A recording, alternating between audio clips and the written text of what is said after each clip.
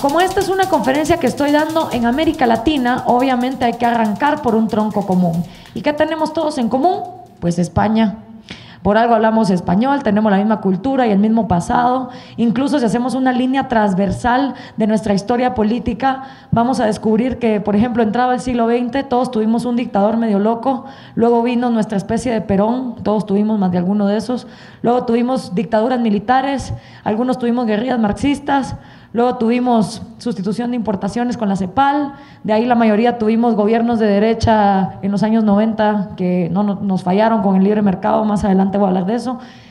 Y el socialismo del siglo XXI, o sea, básicamente todos los países de América Latina pueden compartir historia y pensamiento político. Pero bueno, nos cuentan que España trajo al Nuevo Mundo la visión occidental de ver la vida, la mentalidad occidental, the Western Way of Life, que incluye la tradición de principios judeocristianos y los valores greco-romanos, como por ejemplo libertad, individualismo, derechos, propiedad privada, institucionalidad y ese tipo de cosas.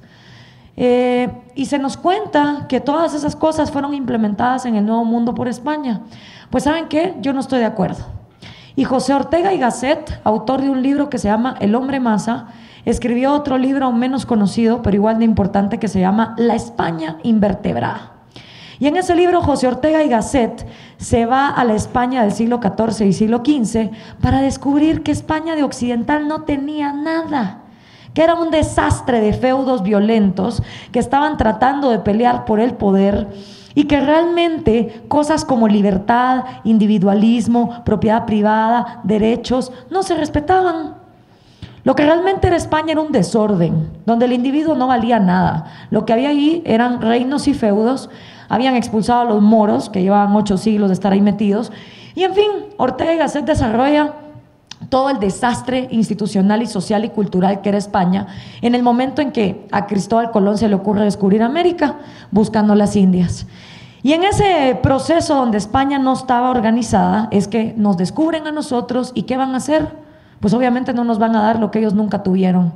Y por eso en América Latina, en lugar de tener libertad, individualismo, institucionalidad, derechos, lo que tuvimos fue abusos.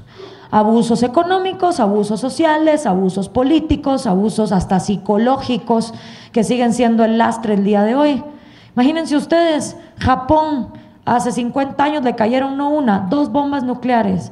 Y en lugar de estar chillando por esa situación, hoy son la tercera potencia mundial. El latinoamericano sigue diciendo que por lo que le pasó hace 500 años sigue como está hoy.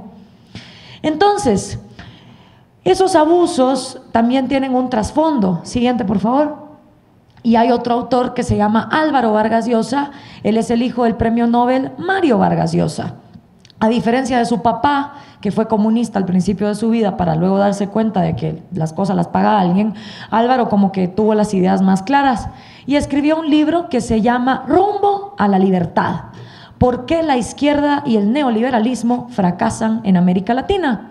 Y en este libro, Álvaro, obsesionado con entender por qué somos pobres, descubre que hemos tenido 5 principios de opresión, 5 principios que nos han tenido aplastados durante todas las épocas históricas que ha tenido América Latina. Desde la América precolombina, la conquista, la independencia, la Latinoamérica del siglo XVII al siglo XIX y el mal llamado siglo XX, siglo del pueblo. Resulta que América Latina entró al siglo XX y en 1910 los mexicanos hicieron la Revolución Mexicana por el pueblo. En 1930 surge el APRA en Perú por el pueblo. En 1959 por el pueblo, el Che Guevara y Fidel Castro toman Cuba y a raíz de ahí se devengan un chorro de guerrillas marxistas en toda la región por el pueblo, para el pueblo y desde el pueblo. ¿Pero qué pasó? Entramos al siglo XXI y el pueblo siguió igual o peor. Entonces resulta que estos principios de opresión son como aquellas viejas películas de Bruce Willis, duros de matar, y han sobrevivido hasta la actualidad. ¿Y cuáles son? Son corporativismo, mercantilismo estatal, privilegio, transferencia de riqueza y ley politizada. Vamos a ir viendo cada uno para que los puedan ir viendo. Siguiente, por favor. Siguiente. El corporativismo. El corporativismo es una visión estatal donde el individuo como persona no vale nada.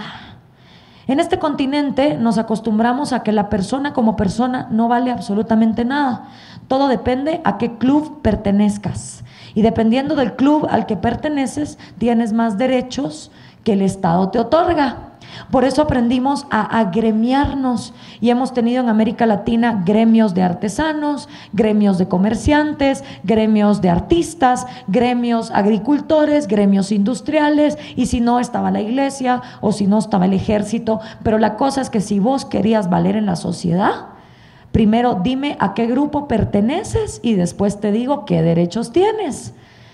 Eso no solo adrementa contra el individualismo y el poder de cada persona de salir adelante, sino que también produce derechos de propiedad privada a discreción. Por ejemplo, en mi país, Guatemala, 40% de la población es indígena y hasta entrado el siglo XX los indígenas tenían prohibido acumular propiedad privada, mucho menos hablar de votar. Entonces, ¿cómo pretendemos que una población que ha sido rezagada del sistema económico luego entienda lo que es ahorrar, producir, comerciar? Está difícil, ¿no? Subida de impuestos constantes, expropiaciones en nombre del Estado y por supuesto el sistema de las encomiendas, porque como nos parecía muy cruel eso de la esclavitud, entonces decidimos hacer el sistema de encomiendas, que básicamente era que a un español le daban 500 indios para que los cristianizara y los pusiera a trabajar en la hacienda. El problema es que les pagaban con dinero que solo era intercambiable en la tienda de la finca. Entonces el pobre cuate a fin de mes le paraba debiendo al patrono. ¿Qué posibilidad de ahorro? ¿Qué posibilidad de producción? ¿Qué posibilidad de poder hacer algo con el fruto de tu esfuerzo? Nula, ¿no? Siguiente, por favor. El segundo principio de opresión que ha tenido América Latina aplastada. ¿Han oído ustedes? Pues yo levanto la mano porque yo lo he oído 1000 veces. ¿Cuántos de ustedes han escuchado que los problemas de América Latina son culpa de ese capitalismo asqueroso, salvaje, explotador, inhumano que quiere a los pobres aplastados y tirados? Yo lo he escuchado 1000 veces. Sin embargo, hay un pequeño problema. Y es que si uno se va a la definición de Carlos Marx o a la definición de Adam Smith, se da cuenta que capitalismo en su sentido epistemológico quiere decir libre mercado. ¿Libre de qué? Libre de monopolios, libre de oligopolios, libre de trabas comerciales, libre de aranceles, libre de proteccionismos para unos y para otros no. Libre de que el gobierno sea el que nos diga con quién, cómo, dónde y cuándo y bajo qué condiciones comerciar. Y pregunto yo, ¿cuándo rayos en América Latina hemos tenido libre mercado? Porque si yo como guatemalteca quiero venir a poner una cafetería a Ecuador, no les cuento el chorro de impuestos, de trámites burocráticos, de sobornos y de trabas que me ponen para poderlo hacer. Si un argentino se quiere ir a vivir a Perú, la pasa igual. Si un colombiano quiere abrir un negocio en México, también. Entonces, ¿por qué culpamos algo que nunca ha existido de todas nuestras desgracias? Lo que hemos tenido en América Latina, mis queridos amigos, se llama mercantilismo estatal. Y es la noción de que tú no existís económicamente, sino hasta que el Estado te da el derecho de existir. Y déjenme decirles que esto no empezó con España. Esto ya estaba en las épocas precolombinas.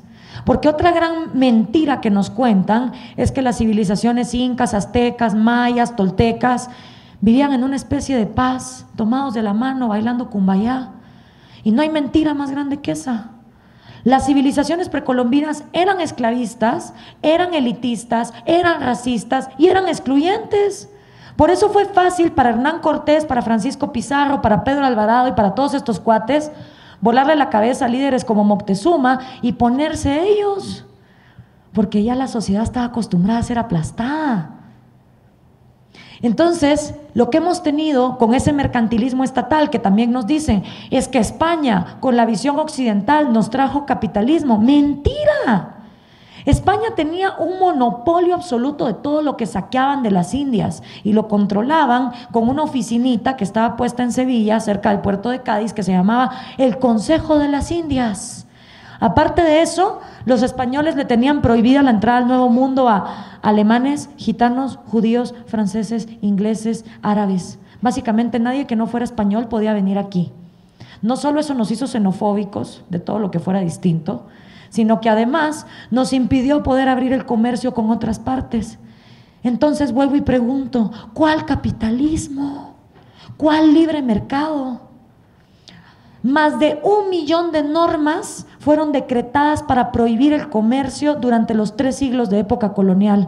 1 millón de normas en poblaciones donde el 80% de la gente no sabía leer ni escribir. ¿Cómo íbamos a tener progreso económico? Siguiente, por favor. El tercer signo de opresión es el privilegio. Eso que ustedes ven ahí es el mural de Diego Rivera, pintor, esposo de Frida Kahlo, mexicanos los dos. Eso está puesto en el Palacio de Gobernación del Distrito Federal. Y lo pongo ahí porque representa a cabalidad lo que privilegio significa. Yo soy fan de la cultura comunista. No hay nada que me entretenga más que comprar souvenirs comunistas en el mercado capitalista.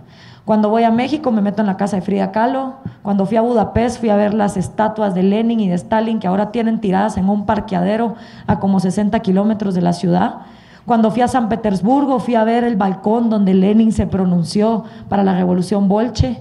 Me encanta, me fascina, porque creo que para realmente atacar al enemigo hay que ponerse en sus zapatitos y hay que entender su cabecita. Entonces eso que ven ustedes ahí es un mural que Diego Rivera hizo en los años 30, acabadita de recién salida la revolución bolchevique, cuando Diego pensaba que eso era lo que América Latina necesitaba para que hubiera progreso. Y lo pongo ahí porque es el ejemplo perfecto del maldito privilegio que ha habido en América Latina. Privilegio significa, de las palabras en latín, privis, que significa privados, y legum, que significa leyes, o sea, leyes para los privados. Si aquí hay abogados en la sala, sabrán que durante toda la época de América Latina, aquí no ha habido igualdad ante la ley. Aquí ha habido leyes para grupos, leyes para indios, leyes para esclavos, leyes para nobles, leyes para comerciantes. El noble es diferente del cura, el cura del guerrero, el guerrero del artesano, el artesano del plebeyo y el plebeyo del esclavo. En América Latina tenemos una obsesión por dividirnos y clasificarnos por cosas tan absurdas como nuestro color de piel, o cuánto dinero tenemos en la bolsa, o de qué cepa venimos. O no es verdad que lo primero que le preguntan a uno es: a ver, mijita, ¿y tú de qué Álvarez sos? ¿De los de...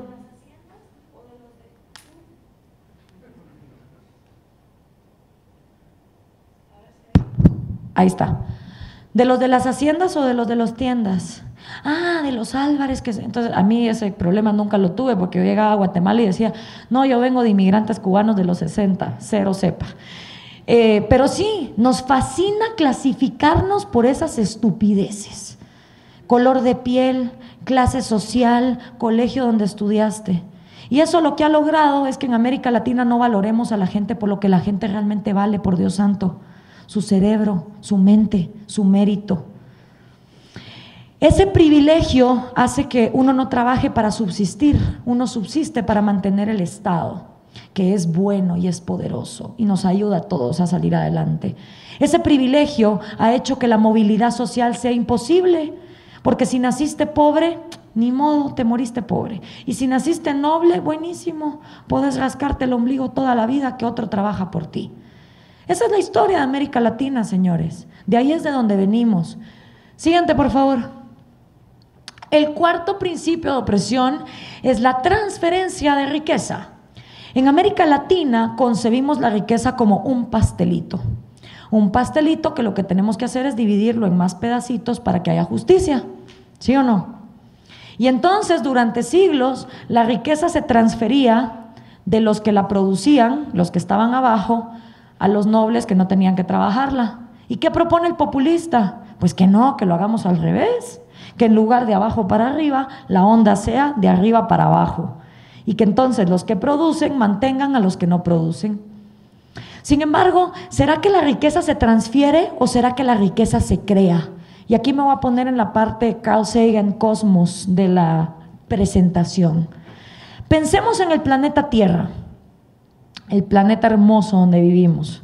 Una pelota azul que ha existido en este espacio sideral desde hace 4.5 mil millones de años. Ahí, dando vueltas la pelota. Y desde todo ese tiempo, esa pelota azul ha tenido la misma cantidad de agua, considerablemente la misma cantidad de tierra, la misma cantidad de minerales, de recursos naturales. Y un día surge la especie humana. ¿Cómo y por qué? No sé, eso a creencia y preferencia de cada quien. Pero un día surge la especie humana y los cavernícolas en esa pelota azul apenas si tenían cuevas y de la nada descubrieron el fuego. Y hoy por hoy, en esa misma pelota azul, con los mismos minerales, los mismos recursos, la misma agua, la misma tierra, el hombre moderno tiene cámaras, micrófonos, PowerPoint, clickers, sillas, universidades, publicidad, políticos, arquitectos, empresarios, matemática, filosofía, smartphones, internet, etcétera, etcétera. Entonces, ¿qué ha hecho la diferencia? Si es la misma pelota azul, con los mismos recursos, para que el cavernícola solo tuviera fuego y cuevas y nosotros hoy tengamos tanto chunche que nos vive a veces como que distrayendo de lo que es importante en la vida. La diferencia, mis queridos amigos, la ha hecho el único recurso inagotable que existe en este planeta. Y el único recurso inagotable que existe en este planeta es la mente humana. La mente humana es la única cosa que hasta la fecha, a menos que existan ovnis, que conocemos, es capaz de transformar las cosas que siempre han existido en cosas que nunca habían existido. J.K. Rowling se estaba muriendo del hambre y vivía del welfare state inglés. Un día se sienta en una cafetería y escribe un pequeño librito llamado Harry Potter. Hoy la mujer tiene más dinero que la reina de Inglaterra. Mark Zuckerberg, aburrido de su vida en Harvard, quería ver quiénes eran las niñas más guapas de Harvard y se inventa un software para decir, no, esta tiene mejor cintura, no, esta está más alta, no, esta está más guapa. Y ese software hoy se llama Facebook y vale billones de dólares. Steve Jobs tuvo la genial idea de poner dos cosas que existían juntas, teléfono celular con internet en uno. Y a pesar de que hubo chorro de gente que se burló de él, murió siendo un genio. Increíble, ¿no? Los ejemplos son vastos y evidentes de que la riqueza se crea con la cabecita, pero en América Latina seguimos necios con que la riqueza se transfiere. No solo eso, hasta el siglo XIX, ahí lo vamos a ver ahorita, era muy difícil para cualquier persona poder legislar para crear riqueza. Entonces, yo no creo que se trate de transferir ni de abajo para arriba ni de arriba para abajo. Se trata de tener gente que la empoderemos mentalmente para que puedan crear su propia riqueza, para que puedan soñar e imaginar un mundo mejor. Eso solo se va a lograr nutriendo bien a nuestros niños, porque eso sí que es verdad. Si a un niño lo nutres mal y solo le das masa y grasa, pues obviamente no va a desarrollar su capacidad analítica como para poder entonces crear. Y eso sí es verdad, en América Latina estamos creando generaciones de tontos, sobre todo por esos mismos programas sociales que se supone que los van a sacar de la pobreza. Yo no sé si ustedes han oído hablar de la Bolsa Familia de Brasil o de la bolsa, bueno, en Guatemala a la izquierda le llamaba la bolsa solidaria, ahora a la derecha le llama la bolsa segura. Pero si ustedes abren una de esas bolsas, así, lo que sacan de ahí es 1 kilo de frijol, 1 kilo de arroz, una torta de maseca, que es harina para hacer tortillas de maíz, y 1 litro de aceite. Masa y grasa. Ahí no hay nada de lo que un niño necesita para desarrollar la cabeza. Ahí no hay frutas, no hay verduras, no hay proteína, no hay carbohidratos, no hay minerales. Hay pura masa y grasa. Y esa vaina de aquí a 30 años lo que nos va a dejar son generaciones de obesos, con problemas cardiovasculares, anémicos, diabéticos, sin capacidad de pensar. Ay, pero qué lindo los programas sociales. Siguiente, por favor. El otro signo de opresión es la ley politizada. Si hay abogados en la sala, sabrán que en el mundo occidental hay dos vertientes del derecho: el common law inglés y el positivismo francés. La diferencia básica en estas dos ramas del derecho es que el common law inglés, o el derecho consuetudinario, comprende que el juez es un tipo sensato, es un tipo razonable, confía en su capacidad de discernir el bien y el mal. Entonces, en el common law, cuando un juez tiene un caso, viene y evalúa. y conforme cada caso, entonces va decidiendo qué se debe hacer. Por eso se llama derecho casuístico, caso a caso. El positivismo francés no. El positivismo francés asume que el juez es un gran tarado, que no puede pensar por sí mismo y que lo que tiene que hacer es seguir la ley a la pie de la letra. ¿Sí? Esa visión de la ley es la ley, adivinen cuál tenemos en América Latina como influencia, ¿no? Yo se los dejo ahí, pregunta capciosa. Pero esa visión de la ley es la que llevó a los nazis en los juicios de Nuremberg a decir, la ley decía que había que matar judíos, entonces yo cumplí con la ley, pues, la ley es la ley. Esa visión de la ley es la que hace que después de 3 horas de hacer cola en una oficina burocrática para sacar un permiso de conducir o para poner un trámite, un registro sanitario, uno llega ya con el chorro de papeles a la oficina de la burócrata y viene ella y agarra todo y, ay, fíjese que me trajo impreso esto en tinta negra número 8 y tiene que ser en tinta negra número 5. Señorita, pero igual se lee. Sí, pero la ley es la ley, fíjese, si no me regaña. ¿Ya? Esa visión absurda es la que hace que en países como el mío haya 70,000 leyes. 70,000 leyes. ¿Quién en su sano juicio va a leer 70,000 leyes? Si no hay peor dolor de cabeza que leer una ley latinoamericana, por Dios santo. Considerando que en el día de nuestro Señor de tal y tal y tal y tal, y teniendo en cuenta, o sea, para entender una ley latina, uno tiene que agarrar esa vaina y empezar a tachar todo el palabrerío innecesario. Entonces decir, ya entendí. Y aún así decimos, es que los jóvenes tan apáticos, ay no, qué feos, no se meten en política. Obvio, ¿quién se va a querer meter en política si esa vaina es reaburrida, reburocrática? ¿No ven que los jóvenes de hoy en día se comunican en 140 caracteres y con un Snapchat? Y ustedes quieren que se metan en sistemas de 70,000 leyes. No lo van a hacer. Entonces, o cruzamos los deditos esperando que los jóvenes se teletransporten al siglo XVII y lean 70,000 leyes, o agarramos la política y la traemos al siglo XXI. Yo voto por la segunda. Porque si no, vamos a seguir teniendo a los mismos abogados, a los mismos burócratas y a la misma gente que ha secuestrado el sistema político y lo ha vuelto aburrido, engorroso, burocrático e insoportable, y nadie más se va a meter. Aparte de eso, acordémonos que hasta el siglo XIX solo el 1 o el 2% de las poblaciones podían votar. Eso es como que yo les dijera que en toda esta sala el caballero y esta chica son los únicos que van a poder hacer leyes por todos ustedes. ¿Qué creen que va a pasar de aquí a 5 años? Pues que ellos van a legislar a su favor y se los van a pasar llevando a todos ustedes y ustedes no van a poder decir nada. Pues esa es la realidad de la que venimos. Siguiente, por favor. ¿Y qué pasó cuando nos volvimos repúblicas? ¿Qué pasó con esos 5 signos de opresión? Mercantilismo estatal, corporativismo, transferencia de riqueza, ley politizada. Pues pasó nada, nos quedamos igual. Y para ejemplificárselos, les voy a contar la historia de la independencia de 5 países que nos llamamos Centroamérica y que no hay modo que nos pongamos de acuerdo. Guatemala, Honduras, Nicaragua, El Salvador, Costa Rica y Panamá cuando quiere. Nosotros realmente nos independizamos no porque quisiéramos, sino porque España ya estaba hasta el cuello de las deudas, porque encima de todo lo que les conté, que nos metieron el monopolio, que saquearon y todo el rollo, se pararon endeudando. Es que los españoles vienen endeudándose desde hace rato, déjenme decirles, esto no es nuevo. Y se endeudaron para Alemania y para que Inglaterra se quedaran con todo el oro, la plata. Bueno, incluso en el Museo de Viena está el penacho de Moctezuma y es hasta la fecha que los mexicanos dicen devuélvanos el penacho y dicen pues no, porque fue un pago de deuda. Imagínense.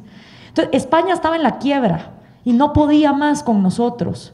Entonces eso fue como un papá que, imagínense, se queda sin trabajo y entonces abre la puerta y le dice, a ver, mijitos, van a tenerse que ir a vivir a la calle porque me quedé sin trabajo, no los puedo mantener. Y ahí vamos los 5 países centroamericanos, hijitos, así diciendo, pero papá, yo no sé qué es ser independiente, qué miedo, ¿cómo se hace eso? Así nacimos a la independencia Centroamérica un 15 de septiembre de 1821. Firmamos nuestra acta de independencia en papel sellante del rey Fernando VII de España. O sea, ni nuestro propio papel pudimos ir a conseguir. Y eso no es lo peor. Nos independizamos bajo 3 condiciones. Número 1, lealtad absoluta con la corona española. Número 2, la Iglesia Católica es la única iglesia que puede operar. Y número 3, se mantiene el status quo de diferentes leyes para diferentes grupos. Pues obviamente nacimos como repúblicas abortadas. No cambió absolutamente nada. Siguiente, por favor. Ahora, si la ley no está para dar privilegios, si la ley no está para que unos aplasten a otros, ¿para qué está la ley? ¿Por qué no mejor nos olvidamos de todo esto y nos vamos a nuestras casas y, no sé, vivimos en anarquía o algo así? Pues no, ¿verdad? Como que a veces necesitamos orden, porque siempre hay unos que se quieren pasar de listos con los derechos de los demás. Entonces, hay un autor que yo se los juro, si tuviera el DeLorean, ese carro de las películas de Back to the Future, y pudiera viajar en el tiempo, parquearía esa vaina en el año 1830 en Francia y le pediría matrimonio a este cuate. Lo amo. Federico Bastiat se llamaba. Y Bastiat escribió un libro tan pequeño como su corta vida, él solo vivió 49 años, y ese libro se llama La Ley. Y para mí, todo abogado en América Latina debería leer ese libro, tomarse 2 horas de su vida para despejarse ciertas dudas. A mí en lo personal es el libro que mejor me ha explicado lo que la ley debe y no debe ser. Y Bastiat dice en su libro, la ley no tiene por misión regir nuestras conciencias, nuestras ideas, nuestras voluntades, nuestros sentimientos, instrucción, intercambios, dones, placeres. La ley no tiene por misión regular la letra de las canciones en la radio y cortarle la parte de la cerveza y el tequila a la canción de Enrique Iglesias de Bailando, cosa que me pasó aquí en Ecuador y me quedé así de shock. La ley no tiene por misión andarle diciendo a la gente cómo vivir, cuándo vivir, qué hacer y qué no hacer. No. La misión de la ley consiste en que en todas esas materias los actos de unos no atropellen los derechos de los otros. O como dijeron los Beatles, live and let live. O como dijo Jesucristo, no le hagas a otros lo que no quieres que te hagan a ti, brother. La ley está para eso, pero en América Latina no. Siguiente, por favor. También dijo Bastiat, la ley se ha pervertido y se sigue pervirtiendo bajo la influencia de 2 fuerzas radicalmente diferentes. La primera, el egoísmo falto de inteligencia, y la segunda, la falsa filantropía. Y mis queridos amigos de Quito, hay una verdad a la cual todo hombre debe llegar a concluir en paz si es que quiere vivir una vida de tranquilidad y coherencia consigo mismo. Y esa verdad, mis queridos amigos, es que todos somos egoístas. Todos y cada uno de los 7,000 millones de seres humanos que estamos paraditos en esta tierra y los que ya se murieron son y fueron egoístas. Todos tenemos nuestros propios intereses, nuestros propios sueños, propias motivaciones, propios impulsos.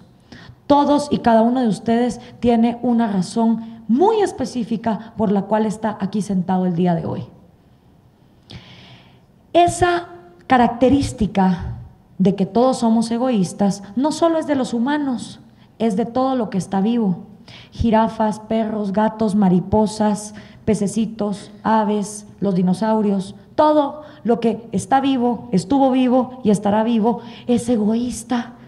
¿Y eso es bueno o eso es malo? No sé, pero es una realidad.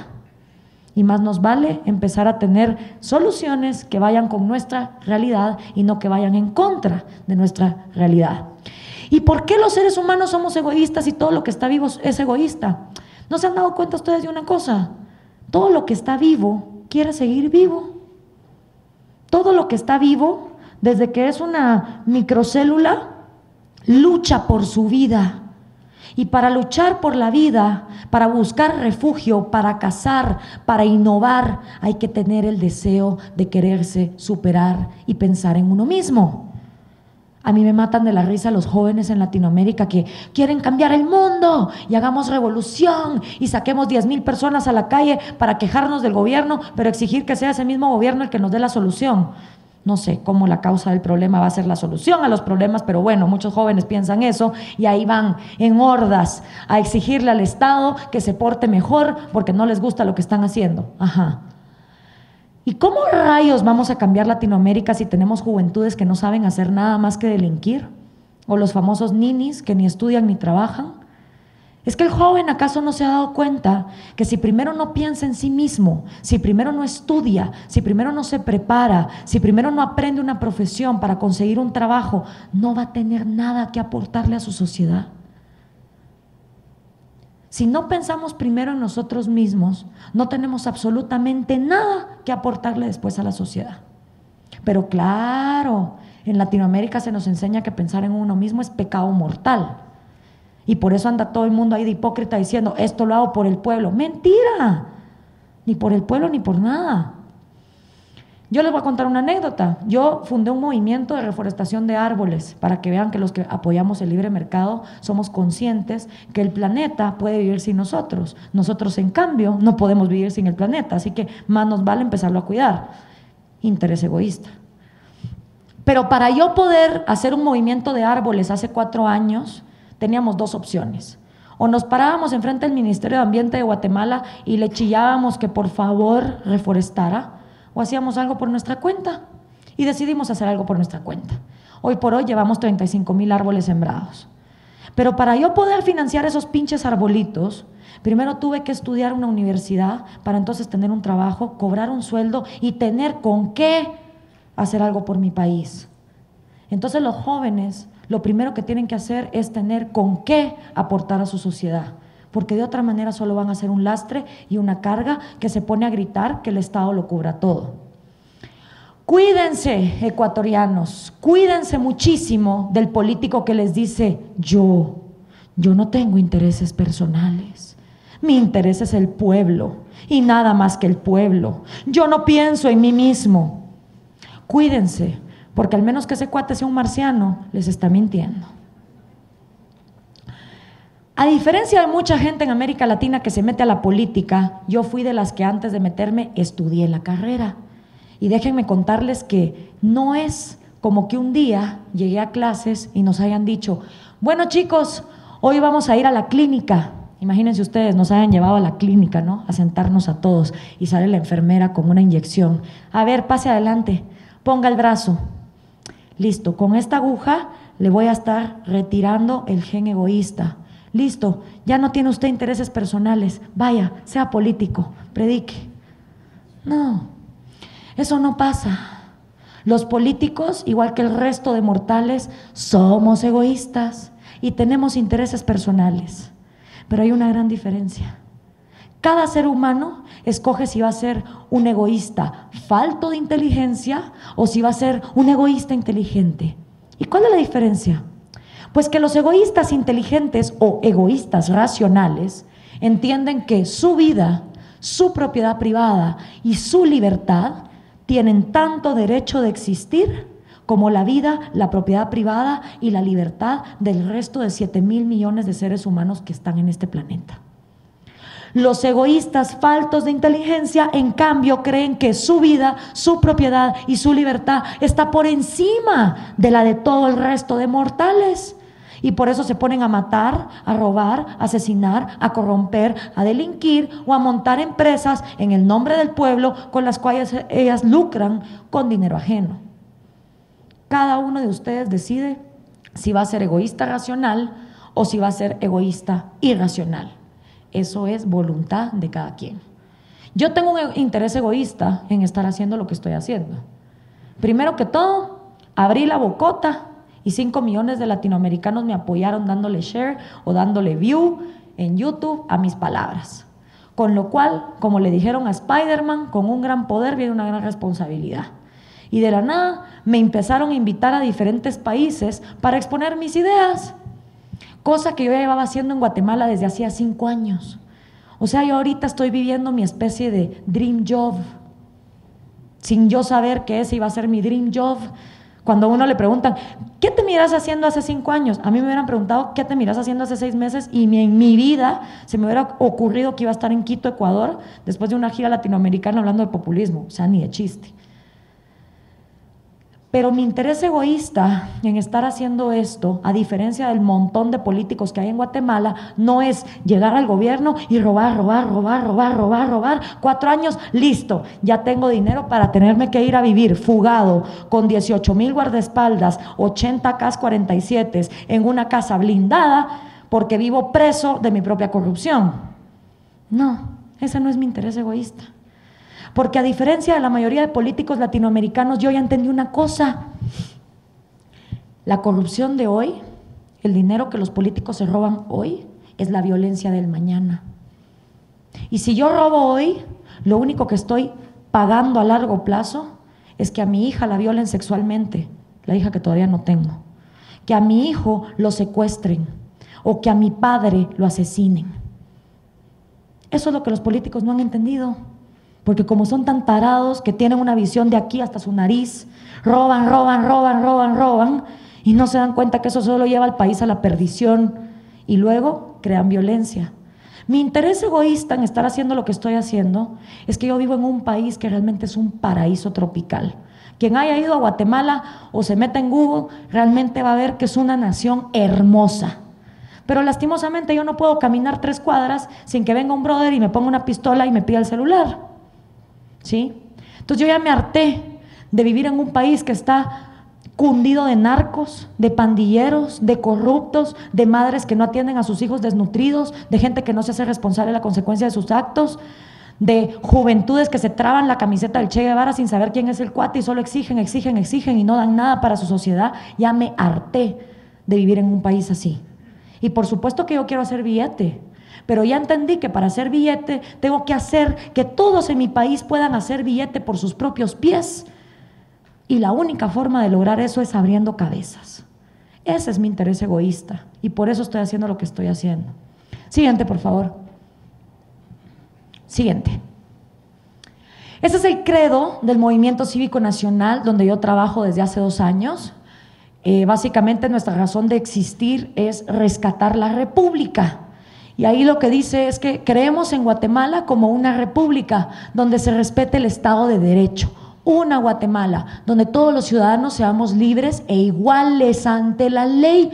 Una república sin divisiones ni privilegios. Creemos en la libertad como el ideal máximo. Libertad de acción, locomoción, acceso a la justicia, asociación, emisión del pensamiento, religión y empresa.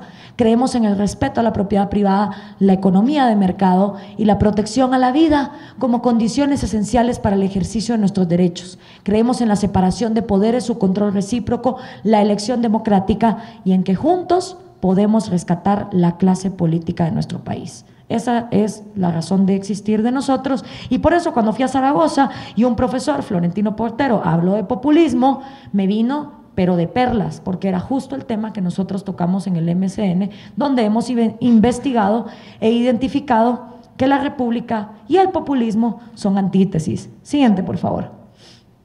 ¿Y por qué son antítesis? Ahí debería ser república abajo, no sé por qué no lo dice, pero bueno.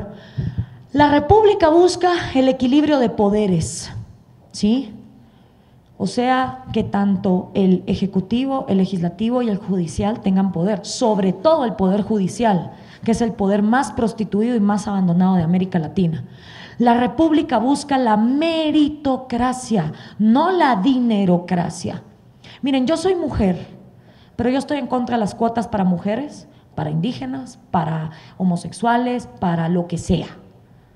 Honestamente, el aparato reproductor sexual, el color de piel o los años que una persona tenga me dan igual a la hora de votarlo para un cargo público.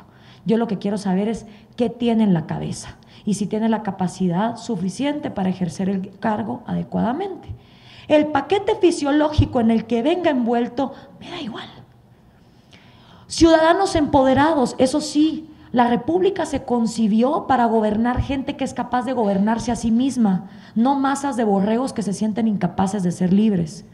La república concibe la vida, la libertad y la propiedad privada como los 3 derechos fundamentales del hombre y concibe que el individuo es la minoría más pequeña de todas las que hay. El populismo no, al populismo le vale madres, al populismo le gusta la manipulación.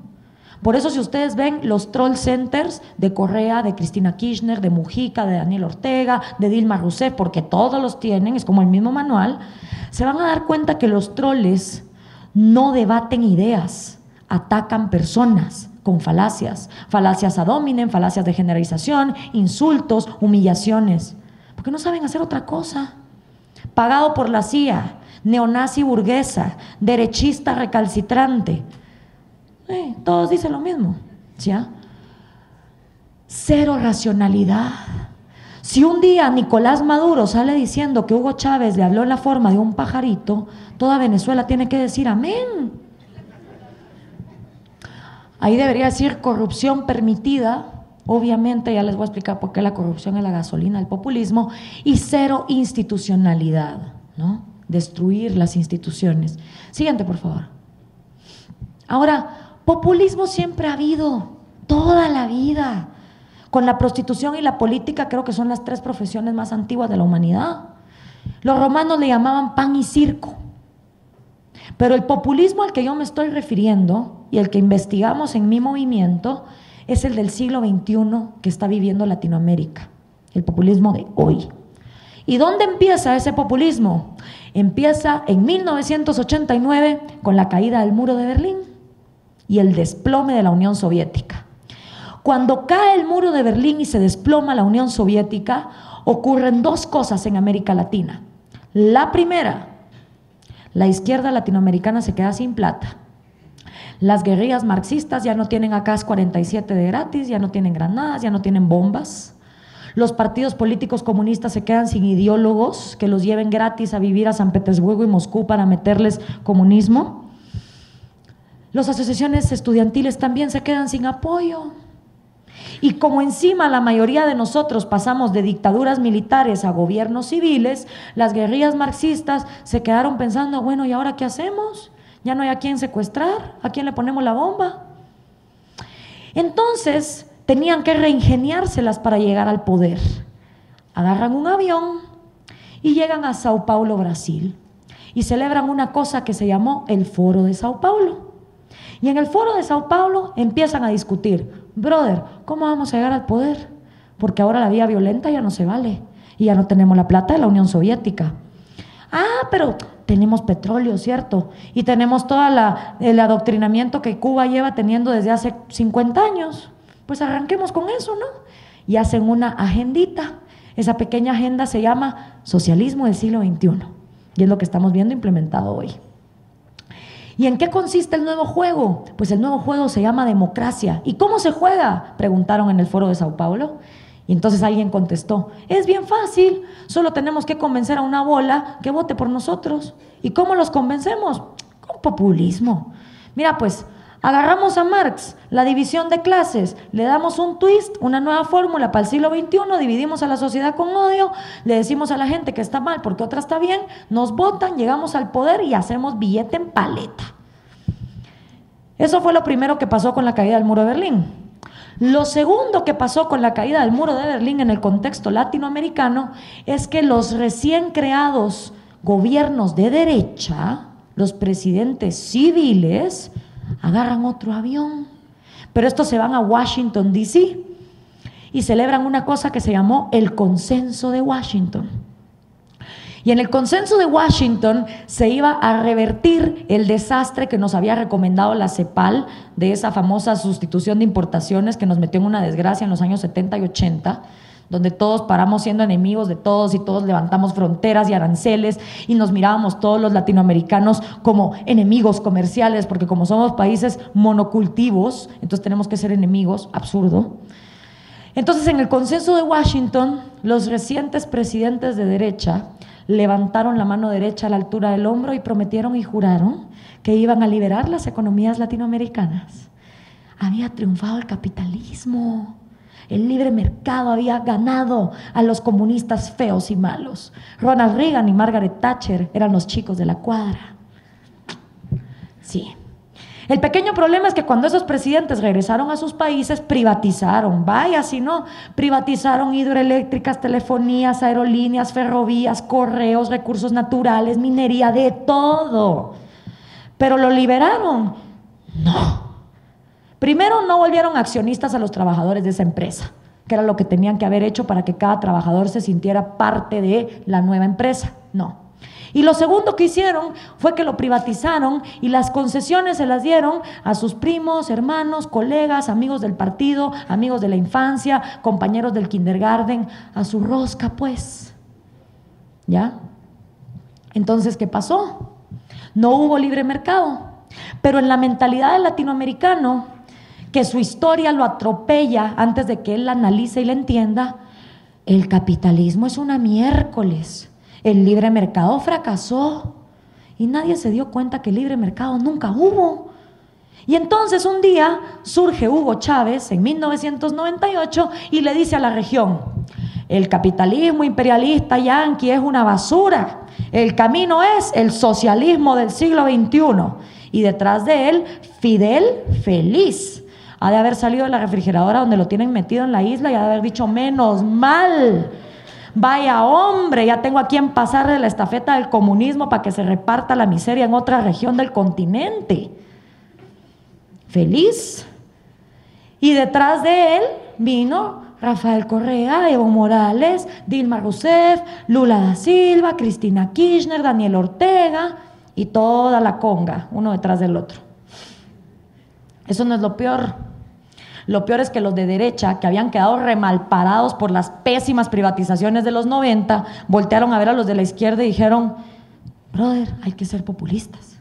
Y entonces ahora tenemos partidos de derecha, partidos de izquierda, partidos sin ideología, todos jugando a ser el mejor Santa Claus que regale chunches con dinero ajeno. Todos están compitiendo para ver quién es el mayor populista. Siguiente, por favor. Siguiente. ¿Y por qué la república? Pues miren, los griegos, que como no tenían smartphone, se ponían a filosofar viendo las estrellas, se ponían a pensar: ¿quién es el hombre? ¿A qué vino al mundo? ¿Y qué es lo que hace? Y se dieron cuenta de una cosa: todo ser humano, todo individuo nace con 3 derechos: vida, propiedad privada y libertad. Siguiente, por favor. El derecho a la vida, facilito de entender. Naces de tu mamá, naces con vida, tenés derecho a que nadie te mate. Fácil, derecho a la vida. Siguiente. Luego viene la propiedad privada. ¿Sabían ustedes que ustedes nacen con sus primeras 2 propiedades privadas? Cuando ustedes nacen de su mamacita y nacen vivos, nacen con cuerpo. Piénsenlo, si no nacieran con cuerpo, no tendrían ojos para observar la realidad tridimensional, no tendrían oídos para escuchar los sonidos de la realidad, no tendrían boca para expresar sus opiniones sobre esa realidad, no tendrían manos para poder manipular los recursos de esa realidad y transformarlos, no tendrían pies para poderse mover. Su cuerpo es el vehículo a través del cual cada quien transita el camino de la vida. Y cada quien decide lo que hace con su cuerpo.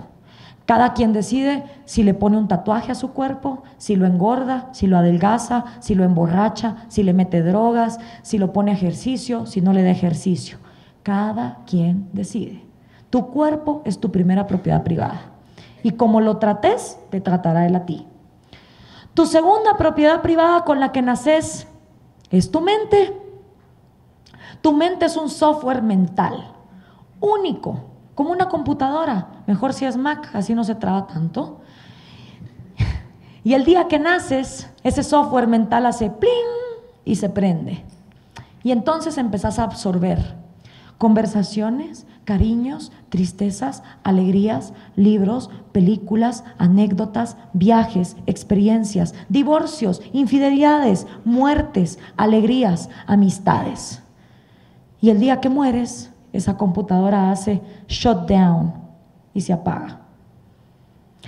También, como con tu cuerpo, tú decides qué le metes a tu mente, tú decides con qué películas lo aburres o lo entretienes, tú decides qué libros le metes, qué información le das, qué información no le das, con quién te juntas para ver de qué conversas.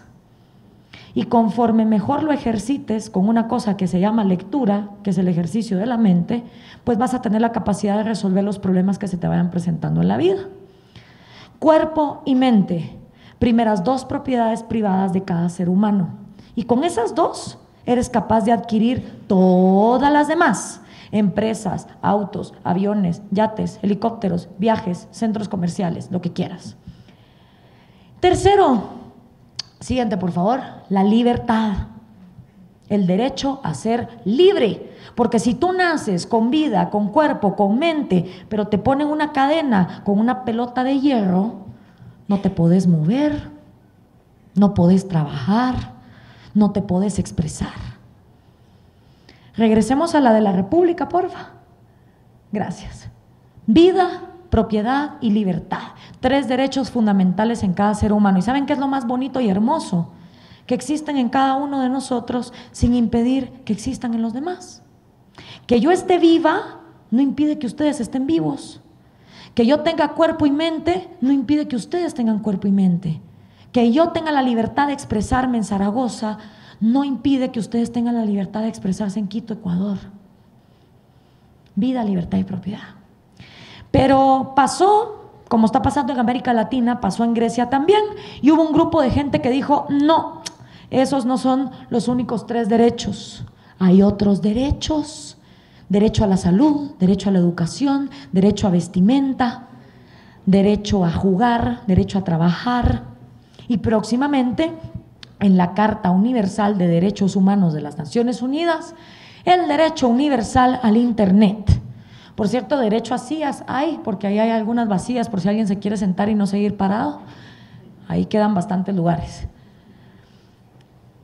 Ajá, dijeron los filósofos griegos. Y con toda esa lista de Santa Claus de derechos, ¿cómo cambia el panorama? Porque los griegos no eran ideólogos, eran filósofos. Entonces, cuando la realidad presentaba un problema, ellos analizaban cómo la realidad iba a absorber ese problema, en lugar de enfrascarse en: esta es mi ideología, yo de aquí no salgo. Entonces los griegos vinieron y dijeron: bueno, el problema está en que cuando un niño, un bebé, nace de su mamacita, lastimosamente no nace con un papelito en la mano que diga: vale por toda la educación de kindergarten, primaria, secundaria, universitaria y doctorados que esta persona va a necesitar por el resto de su vida. Ya todo está pagado. Tampoco cuando los bebés nacen con un papelito que diga: vale por toda la salud, médicos, hospitales, clínicas y operaciones que este niño va a necesitar hasta el día de su muerte, también el ataúd ya está incluido. No. Y para desgracia de todos los hombres presentes en la sala, ninguna mujer nacemos con un vale que diga: vale por todo el shopping, zapatos y maquillaje que esta mujer va a querer por el resto de su vida. No. Sería hermoso, maravilloso, divino, sería un mundo de color de rosa, que cada bebé naciera con todos esos vales y muchísimos más. Ay, qué bonito sería. Pero no es la realidad, ni modo. Vivimos en un mundo que hay escasez. Y que para producir las cosas alguien las tiene que hacer. Y lo que primero nos inventamos para hacer que la gente produjera cosas fue la esclavitud. Ay, qué bonito, agarramos un par de negros, los esclavizamos, los tenemos en cadenas y produzca. Luego como que nos humanizamos y nos dimos cuenta que eso era bien feo. Y entonces decidimos que la mejor forma de incentivar a un ser humano a que produjera algo era pagándole con dinero. Porque el dinero emancipa. Tú le pagas a alguien con papelitos de dinero y esa persona decide si se emborracha el sueldo, si lo ahorra, si lo invierte, si lo pone a producir, si lo mete debajo del colchón o lo mete en el banco. Eso es pedo de cada quien. Y no será perfecto, pero es el mejor sistema que nos hemos inventado hasta ahora. Si alguien tiene uno mejor, propóngalo, pero el de la esclavitud y el comunismo como que no nos fue muy bien. Entonces, para tener hospitales, clínicas, lápices, crayones, libros, alguien los tiene que producir, alguien los tiene que pagar. Y por eso yo dije en mi discurso de Zaragoza que nada es gratis, que todo viene pagado de algo. Y para ejemplificárselos vamos a hacer aquí un ejercicio. Vamos a dividir la sala a la mitad. Este lado pide derecho a la salud, este lado pide derecho a la educación. Y yo, gobernante. Ok, para darle derecho a salud a ellos, como tengo que pagar clínicas, doctores, operaciones, salarios en horarios de emergencia, enfermeras, recepcionistas. Todos ustedes me van a dar un poquito de su propiedad privada y vamos a pagar entonces por ellos. Ajá. Y eso no los convierte a ellos como en ciudadanos VIP, first class, y los hace a ustedes ciudadanos de segunda categoría, low class. Bueno, entonces, para darle a ellos las escuelas, los libros, los lápices, las laptops, los iPads y todo lo que se necesita ahora para ir a estudiar, todos ustedes me van a dar un poquito de su propiedad privada y vamos a pagar por lo que ellos quieren. Ajá. Entonces, como que ustedes se vuelven los VIPs, los ciudadanos VIP First Class, y ustedes se vuelven ciudadanos de segunda categoría. ¿Quién viene primero? ¿El derecho de una niña en Guayaquil a tener zapatos o el derecho de un niño en Quito a tener un juguete? ¿A quién pongo primero en la escala? Y los griegos se dieron cuenta que responder esa pregunta estaba de la chingada, porque al hacer eso nadie es igual ante la ley. Va a haber unos más iguales que otros. Entonces los griegos fueron bien básicos y dijeron: si queremos decir que somos iguales ante la ley, la única forma de hacerlo es garantizando esos 3 derechos y confiando en que cada persona, teniendo esos 3 derechos garantizados, va a tener la suficiente capacidad de producir por sí mismo y levantarse en sus propios pies y entonces ayudar a otros más necesitados de manera privada y voluntaria. O si no, si queremos la lista de Santa Claus de derechos, hagamos lo que Latinoamérica hizo durante siglos, tengamos privilegios, grupos por encima de otros grupos que tienen más derechos, unos más iguales que otros. El ejercicio que yo les acabo de hacer, multiplíquenlo por 17 millones de ecuatorianos, divididos en sindicatos, gremios y grupos, todos chillando y exigiendo del gobierno derechos o necesidades. Vamos a pasar al siguiente. Otra cosa que los griegos vieron es que gobernar era bien difícil. Cuando gobernaba uno, el desgraciado se volvía un dictador. Cuando gobernaba un grupo, se volvían unos oligarcas que solo ellos se beneficiaban. Y cuando gobernaban todos, se volvía una demagogia insoportable. ¿Cómo le hacemos? Y preguntándose esas cosas, siguiente, llegaron a la maravillosa conclusión de ¡tara! La República. La República anula los vicios de las 3 formas. Primero, hay un presidente que no puede hacer lo que le dé la gana. Bueno, al menos que en la asamblea pues ponga a 100 asambleístas que básicamente se vuelven sus escribanos, ¿verdad? Gracias. Pero en un principio, en la República hay un presidente que no puede hacer lo que le dé la gana porque hay una cosa que se llama asamblea o congreso, idealmente dividido en 2 cámaras. En una cámara, el Senado, y en otra cámara, la de los comunes. En el Senado tienen que estar representados los geeks, los nerds de la nación, los filósofos, los intelectuales, los Sheldon Cooper, los Stephen Hawking, los Albert Einstein, los que son capaces de ver más allá de la evidencia, ¿no? Una nación a 200 años plazo o a 300 años plazo. Eso en el Senado.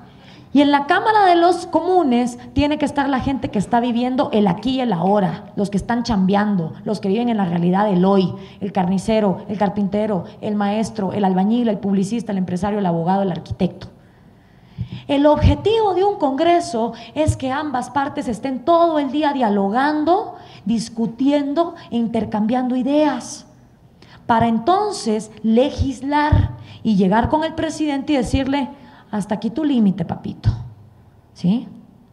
Y esto funciona si y solo si hay democracia. O sea, si el resto de mortales puede escoger quién va a ser el presidente y quiénes van a estar en ese congreso. No cuando el presidente decide dividiendo en distritos quién va a estar en ese congreso. ¿O cuántos? Entonces, sin democracia, la república se vuelve una tiranía de las oligarquías. Pero sin república, la democracia se vuelve una tiranía de las demagogias. República y democracia se necesitan la una de la otra para no desvirtuarse. Y todo esto funciona así y solo si hay un organismo judicial que tenga la capacidad de castigar y la suficiente autonomía de meter en la cárcel tanto al presidente cuando se porta mal como al ciudadano común, por igual. Igualdad ante la ley significa eso. Siguiente. Un gobierno mixto, donde se califican diferentes virtudes y aspirar a que los mejores gobiernen. Siguiente. La humanidad ha concebido 3 repúblicas. La primera, la República Romana. La segunda, la República de Estados Unidos. Ojo, Estados Unidos, 1776, Founding Fathers, Benjamin Franklin diciéndole a la señora, estamos haciendo una república, señora, si es que son capaces de mantenerla. Y evidentemente no fueron, ¿verdad? Muy diferente el Estados Unidos de 1776 al Estados Unidos 2015, Obamacare, 18 trillones de deuda. 2 cosas completamente diferentes. Y por último, la República de Star Wars o la Guerra de las Galaxias. Siguiente. Las 3 tuvieron algo en común. Sucumbieron ante un imperio que anula el equilibrio de poderes. Darth Vader no quería que ningún planeta se gobernara a sí mismo, creía que en el Death Star todo se podía controlar. Obama lo mismo con el gobierno federal y Julio César también con el imperio. Same, different name. Siguiente. ¿Y por qué el populismo es la antítesis de la república? Siguiente. Porque el populismo basa su dicotomía en 2 conceptos: pueblo y antipueblo. El pueblo es el sumum de todas las virtudes de una sociedad. El pueblo es honrado, aunque venda su voto por una gallina. El pueblo es inocente de todos los males habidos y por haber en la sociedad. El pueblo es desinteresado y el pueblo está dotado de un instinto político infalible. El pueblo nunca se equivoca con el tarado que elige, jamás.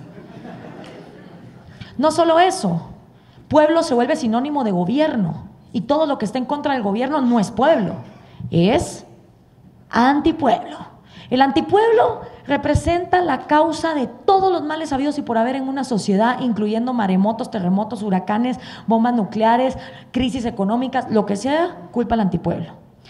El populista básicamente siempre tiene 3 enemigos. Uno anterior, que puede ser el dictador, oligarca, militar de derechas. Uno interior, que casi siempre son los burgueses, explotadores, inconscientes, capitalistas. Y uno exterior, que casi siempre son los yanquis. También el antipueblo puede tomar formas como la oligarquía, la plutocracia, los extranjeros, el clero, los judíos, la monarquía. Ahora, muy bonito y maravilloso, pero ¿quién es pueblo? ¿Dónde vive pueblo? ¿A qué huele pueblo? A mí me encantaría ir un día a la casa de pueblo y tocarle la puerta. Buenas, ¿está pueblo? Y que saliera pueblo, multicultural y pluriétnico. Sí. Hola pueblo, ¿qué tal? ¿Cómo estás? Yo te quería venir a preguntar.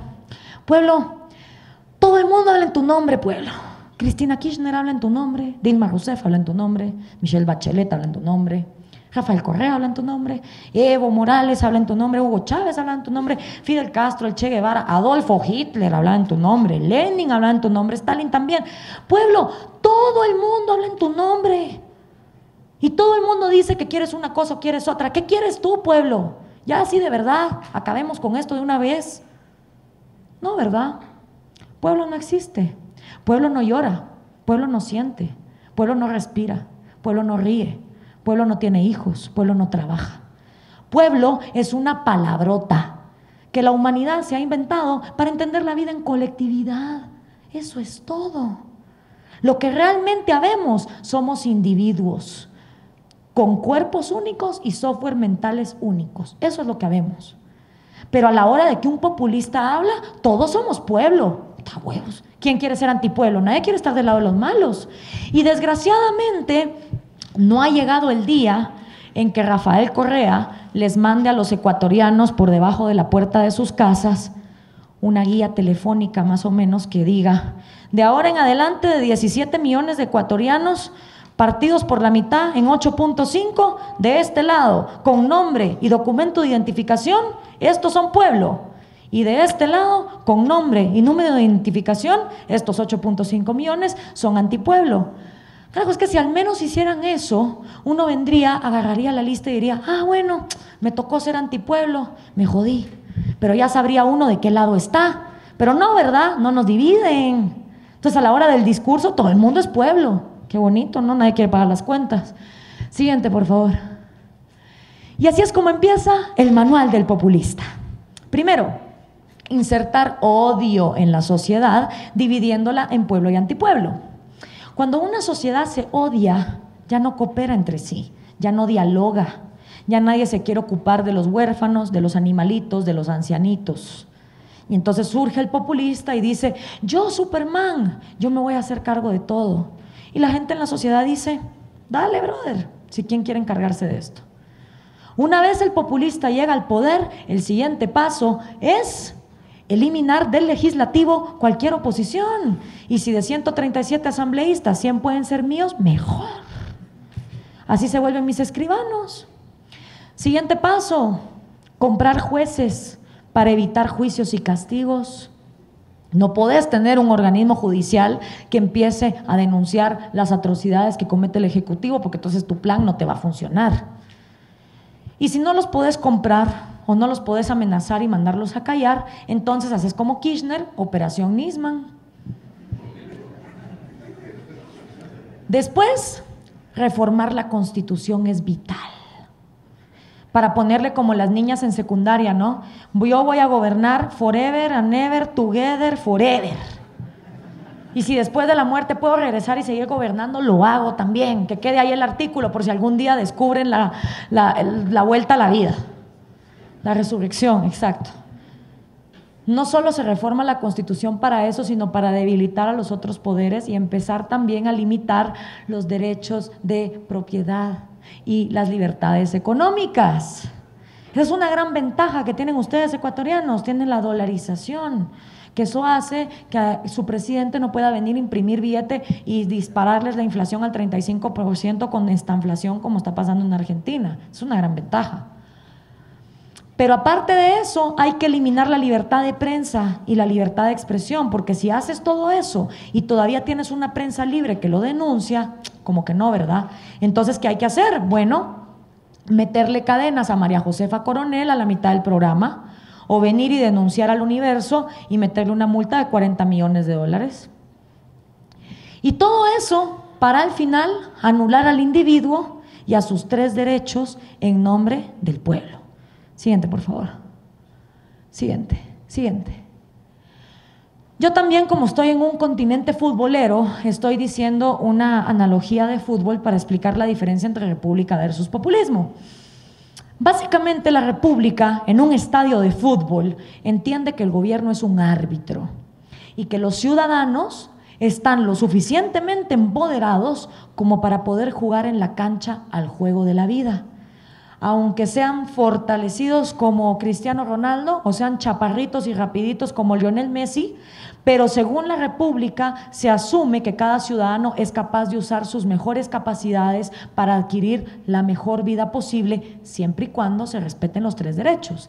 Y entonces los ciudadanos están en la cancha jugando al juego de la vida, ejerciendo sus 3 derechos individuales. Pero nunca falta, y siempre ha habido, el desgraciado que le mete un codazo a la libertad de uno, una patada al derecho de propiedad privada del otro, o empuja la vida del otro. ¿Cuál es el rol del árbitro en ese momento? Pitar, sacar de la cancha ofensor y ofendido, llevarlos a juicio y decir, usted, ¿por qué arremetió contra la vida de él, contra su propiedad, su libertad? Se le da un castigo a la persona que ofendió, se agarra a la víctima, se regresa al juego, el árbitro vuelve a pitar, continúa el juego. Así es como la República concibe al gobierno, como un árbitro. Siguiente. El populista no. Para el populista, los ciudadanos son tan tarados, tan desempoderados, tan pobres y tan ignorantes que no pueden solos. Entonces, para el populista, el gobierno no solo es árbitro, es portero, delantera, defensa, pateador, goleador, el público que está sentado en las gradas del estadio, la policía que está cuidando el estadio, la gente que está afuera tratando de revender entradas y los que todavía quieren entrar. Para el populista, el gobierno es todo.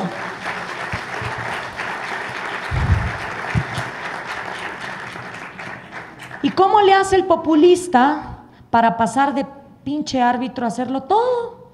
Con el manual que les acabo de explicar.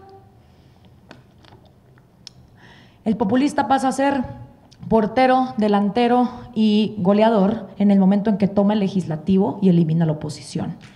pasa a ser el público sentado en las gradas del estadio cuando quita la libertad de expresión, pasa a ser el dueño del estadio cuando empieza a expropiar y a quitar las libertades económicas, y pasa a ser el organismo judicial cuando controla a la policía dentro del estadio. Y un día el ciudadano camina en el estadio y dice: ¿a qué hora pasó todo esto? Porque esto no pasa de un día para otro, mis amigos. Esto es como el efecto de la ranita, poquito a poco hasta que te achicharran en la olla de agua. Siguiente, por favor. Siguiente. La gasolina del populismo obviamente es la corrupción.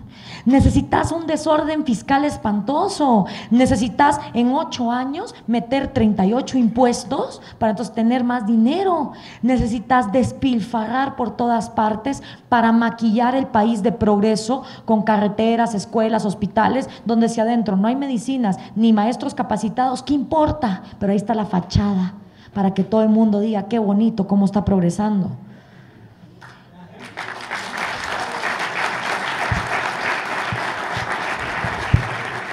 Gracias. Petróleos de Venezuela desde el año 2003 que no entrega un estado financiero público. Nadie sabe cuánto dinero ha salido y ha entrado para Ecuador, Bolivia, Nicaragua, Cuba y todos los demás países. Nadie sabe. Ese desorden es vital para que el populista mantenga esa manipulación. Siguiente, por favor. ¿Y por qué dice la República que la minoría más pequeña es el individuo? Miren, como ya se dieron cuenta, mi trabajo está en cómo poner en ejemplos sencillos conceptos políticos difíciles para ver si así la juventud despierta de la apatía letárgica en la que vive y se mete en política. Entonces un día yo estaba pensando: ¿cómo le hago para explicar que la minoría más pequeña de este mundo es el individuo? Y me acordé del cubo de Rubik. El cubo de Rubik con sus diferentes lados y sus diferentes colores. Y entonces se me ocurrió, siguiente por favor, el Republics cubo. ¿Ya vieron? Hasta me rimó. Y este cubo está para explicar que todos somos minoría. En este cubo hay 5 categorías, pero el cubo pudiera tener 200, las que ustedes quieran. Yo puse aquí sexualidad, creencias, música, ideología política favorita y continente donde naciste. Si cada uno de ustedes ubica su color favorito en cada columna, lo que va a tener al final es una línea de colores única e indivisible, como su ADN, pues, de preferencias. Y ahí se van a dar cuenta que todos somos en algo minoría, por tener o no tener pelo, por tener o tener tatuaje, porque nos gusta el reggaetón o nos gusta el rock, porque somos de aquí o somos de allá. Pero en algo todos somos minoría. Por lo tanto, es hipócrita de parte del populista decir que en nombre del pueblo vamos a aplastar siquiera un individuo. Porque como se dijo en la lista de Schindler, quien mata una vida, mata 1000 vidas. Y quien salva una vida, salva 1000 vidas. No vamos a llegar a ningún lado en este continente si seguimos aplastando individuos en nombre de un pueblo que no existe. O empezamos a respetar a cada ser humano, a su vida, a su libertad y su propiedad, o olvídense, los populistas van a seguir ganando la batalla. Siguiente, por favor. Ya estoy a punto de terminar, se los prometo. Pero ¿saben qué? Esto no es lo peor de todo. Ya les hablé de historia, de principios de opresión, de política, de economía, de casos actuales, de fútbol, de todo. Pero ¿saben qué es lo peor? Que no les he dicho lo peor que está haciendo el populismo. ¿Ustedes han escuchado esas teorías de por qué América Latina es subdesarrollada? Ay, yo me mato de la risa. Miren, está la teoría nazi. La teoría nazi dice que es que en Latinoamérica somos pobres porque como somos indios y los indios son brutos, entonces somos pobres. O sea, yo realmente no soy nazi como para creer que hay razas superiores a otras. Lo que sí ya les expliqué es que un cerebro que se nutre mal en sus primeros días de vida, pues entonces va a tener impedimentos, científicamente comprobado. Pero eso no quiere decir que un niño morenito esté en desventaja desde la cuna con un niño de otro color. Pero hay gente que cree eso. Luego está la teoría climática. ¿Han oído esa? Es que como somos tropicales somos haraganes. Entonces, obvio, somos pobres. Es la teoría climática.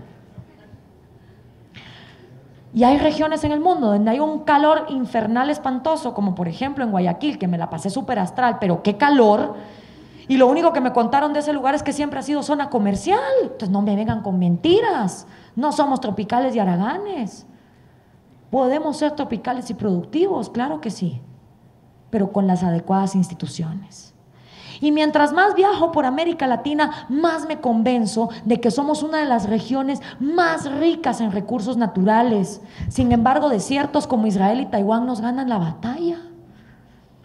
Entonces yo no creo que el problema de América Latina sea ni genético, ni climático, ni de recursos. ¿Saben cuál creo yo que es el problema de América Latina?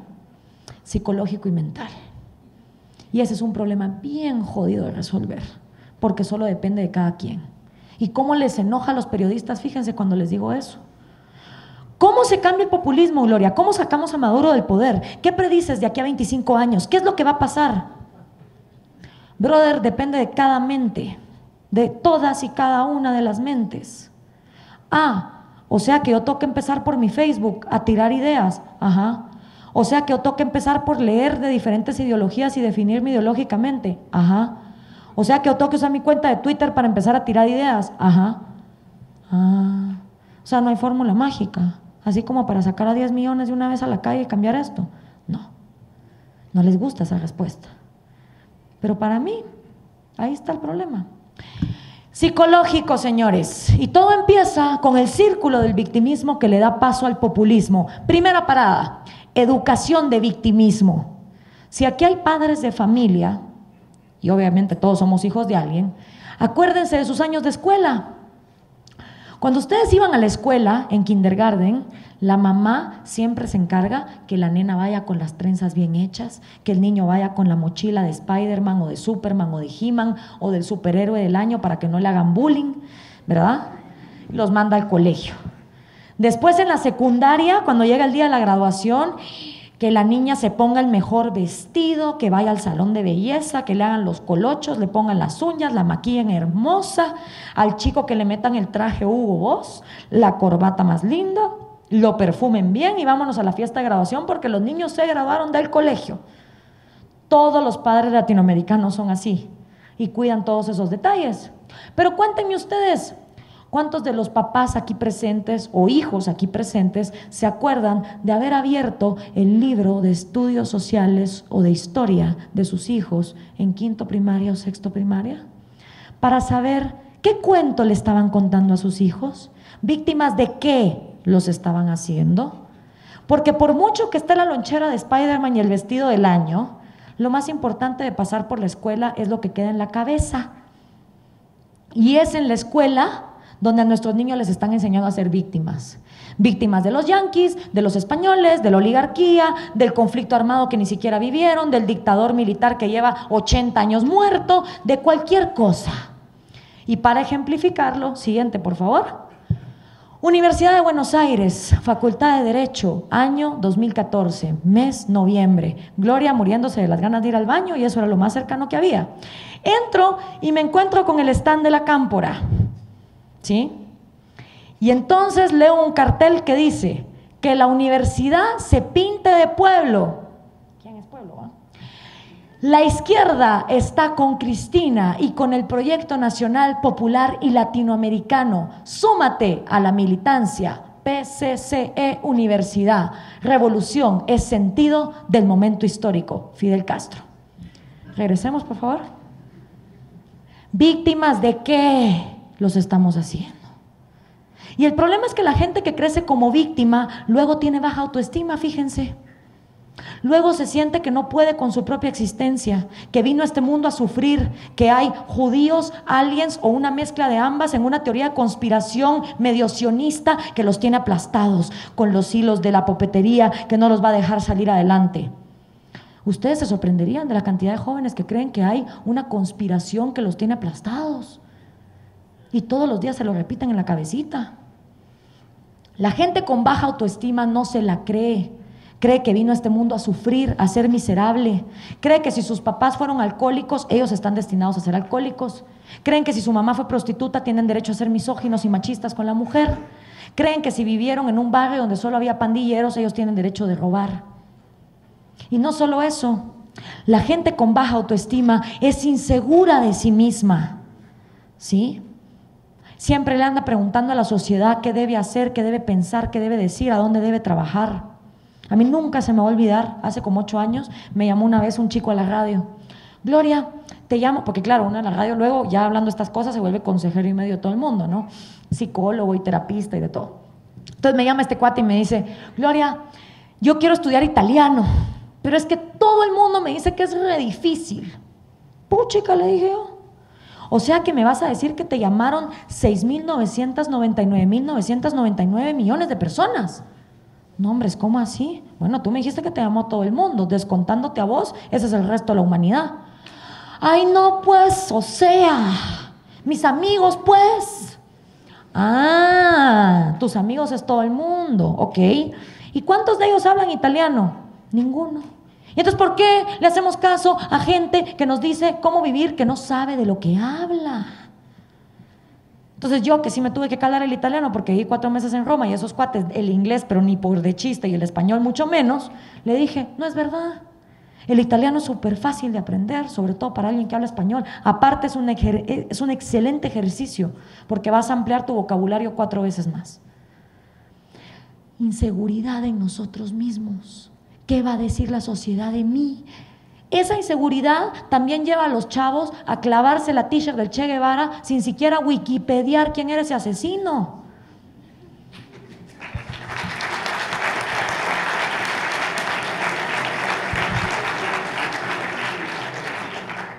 Y por supuesto, este tipo de personas luego tienen pánico de tomar riesgos. Riesgos culturales, riesgos sociales, pero sobre todo riesgos económicos. Díganle ustedes a alguien con ese perfil que monte una empresa. Mira vos, ¿y por qué no pones tu negocio? Ajá, ¿cómo así?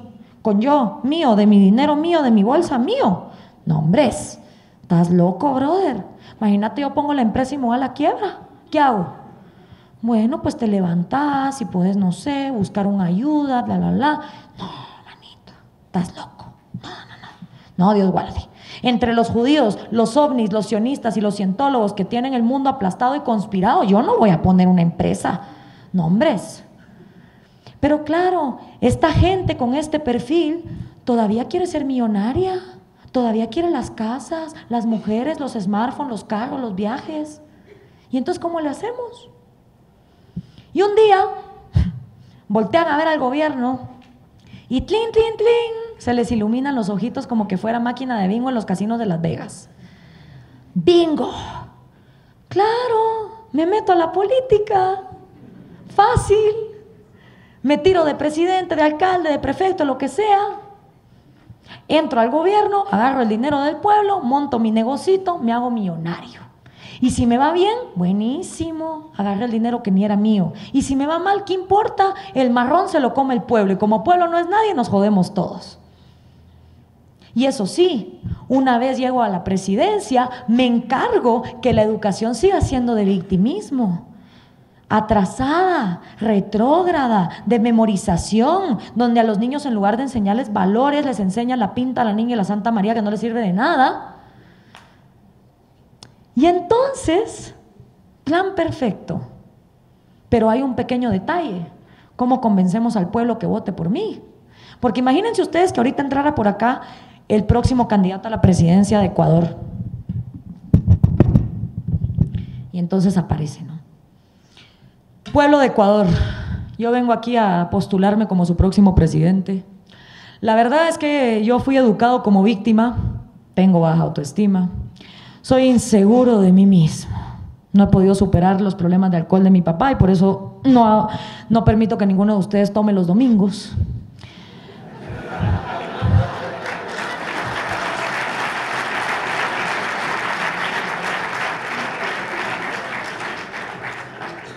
Y le tengo un pánico a tomar riesgos espantoso. Pero como quiero ser millonario, entonces me di cuenta que siendo presidente era la forma más fácil. No se preocupen. Como son 17 millones de ecuatorianos, yo nomás les voy a meter 38 impuestos, le quito un poquito a cada uno, monto mi empresa y para ustedes todo sigue igual. Así que por favor, voten por mí para las próximas elecciones. Pues no, ¿verdad? Como que si el cuate nos dice eso, no vamos a votar por él. ¿Por qué creen ustedes que en las películas siempre le dicen al villano, no le cuentes el plan al bueno? Pero siempre el villano tarado, cuando ya tiene al bueno agarrado en la silla eléctrica, empieza a decirle, es que mi plan fue hablar con fulano, luego con mengano, luego te secuestré. Y luego, por supuesto, llega alguien que salva al héroe y entonces todo se triunfa. Pero en la vida real a veces nos falta ese héroe, ¿no? Por eso es que le dicen a los villanos que se callen la boca y no cuenten el plan. Por eso se los vengo yo a contar. Y entonces, ¿cómo le hacemos para conseguir esos votos sin contar el plan? Con populismo, mi hermano. Con populismo puro y duro. Prometeles de todo, si igual no les vas a cumplir. Y entonces tienen candidatos como el de mi país que dice, yo soy el enviado de Dios para salvar a Guatemala. Y les prometo que voy a llevar a Guatemala a su primera Copa del Mundo. Y lo preocupante no es que lo dice, lo preocupante es que la gente le aplaude. O si no tienen candidatos que dicen en las aldeas, yo aquí les vengo a prometer un puente, aquí no hay río, les pongo el río también, hombre, ¿cómo no? De todo para todos. Y así es como se está formando ese populismo que nos está dejando con generaciones desempoderadas que psicológicamente se sienten incapaces de salir adelante, lo cual yo considero, más allá de los problemas económicos, políticos y sociales, el problema más fregado con el que nos está dejando el populismo. Siguiente, por favor. Siguiente. ¿Podemos culpar a la gente que vota por el populista? Realmente, después de ver el pasado del que venimos, donde la gente no podía tener propiedad privada, no podía hacer leyes, no la incluían, había derechos para unos, para otros no. ¿Podemos culpar realmente a las personas que votan por el populista? Yo creo que no. Yo honestamente creo que no. Sobre todo porque la mayoría de esa gente ya se acostumbró a vivir sin Estado. Es más, muchas de ellas ni siquiera entienden cuál es la función de un Estado. Creen que un gobierno está para regalar chunches. Porque nunca en sus vidas ha habido un policía, un juez, un abogado o un funcionario público que esté ahí para respetarle sus derechos. Cuando a esa gente la asesinan, nunca dan con el culpable.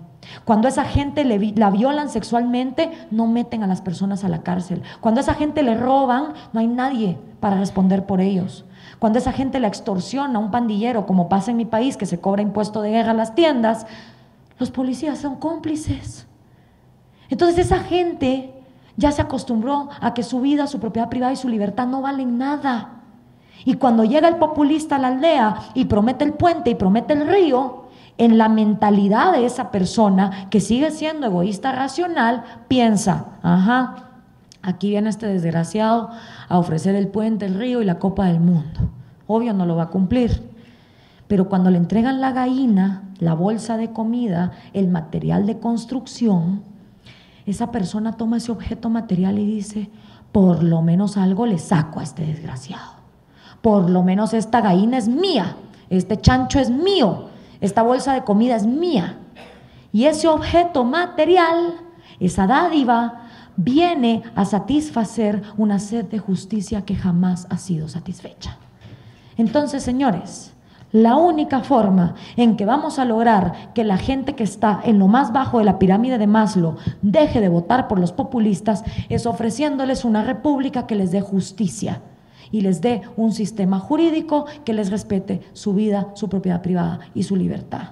Yo me rehúso a pensar que toda la gente que no tiene dinero en la bolsa no tiene sesos en el cerebro. ¿Y saben por qué me rehúso?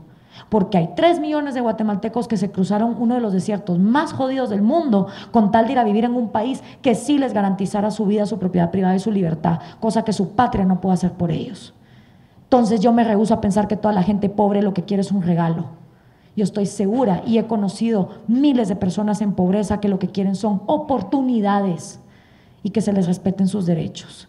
Y a menos que hagamos eso, vamos a seguir teniendo populistas en la región. Siguiente, por favor. Siguiente. Tenemos un proyecto en el MCN, porque no solo se trata de empoderar psicológicamente al ciudadano, cosa que hacemos cuando vamos al interior y damos conferencias, sino también estamos haciendo un proyecto que se llama La Cantera, para tener liderazgo político con meritocracia comprobada. La Cantera está abierta para cualquier guatemalteco mayor de 27 años con un título en algo. entregan su hoja de vida, pasan detector de mentiras, entregan antecedentes judiciales, antecedentes policíacos, hacen una prueba psicológica y si pasan todo este proceso, ingresan becados a una maestría en políticas públicas, donde cada uno de ellos desarrolla un proyecto en salud, educación, seguridad, lo que ellos quieran. Objetivo, que estos canteranos sean absorbidos por los partidos políticos de mi país. Llevamos 2 años de estarlos entrenando y ahorita son elecciones en septiembre, les contaré cómo nos va. Mucha gente me pregunta, ¿y qué te garantiza que con todo y todo no se van a torcer una vez estén en el Congreso? Nada. El que quiera garantías, como dice mi jefe, que vaya a un banco. Pero estamos siguiendo el consejo de uno de los hombres más inteligentes del siglo XX que dijo, si queremos resultados diferentes, más nos vale empezar a hacer cosas diferentes. Y este, mis queridos amigos, es el primero y único ejercicio para tener políticos con meritocracia comprobada que mi país ha conocido. Puede que funcione, puede que no, pero por lo menos lo estamos intentando. Siguiente. Por último, los dejo con esta frase de Eduardo Enríquez, autor nicaragüense, que dice: sí es posible construir la república soñada cuando al fin rompamos los complejos de inferioridad que hasta ahora nos han mantenido atados a proyectos políticos mediocres. El camino empieza por asumir con responsabilidad el compromiso que nace de concebirnos como hombres y mujeres libres. Muchísimas gracias por su atención.